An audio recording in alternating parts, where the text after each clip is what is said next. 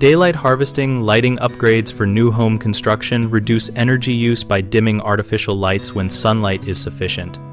Start by planning sensor placement during rough framing so photosensors have clear sightlines to windows and skylights and are not blocked by future millwork.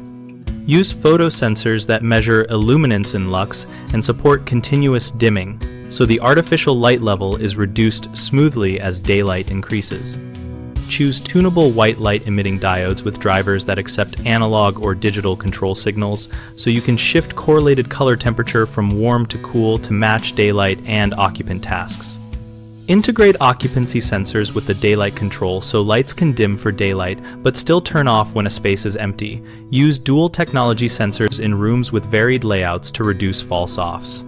Program a few simple scenes for common activities such as reading, cooking, and evening relaxation, and store those scenes in the lighting controller so occupants can override automatic dimming without breaking the daylight control strategy.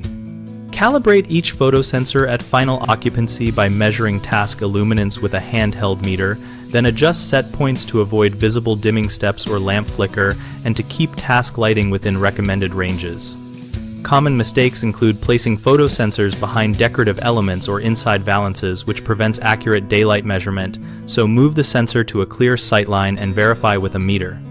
Another issue is trusting default calibration, which can cause flicker or oscillation when sensors are too sensitive, so reduce sensor gain or widen the control band and retest during varying sunlight conditions. A third pitfall is ignoring occupant control and override needs, which leads to frustration. So provide accessible scene buttons and simple local override that preserves energy savings but lets occupants temporarily increase light levels.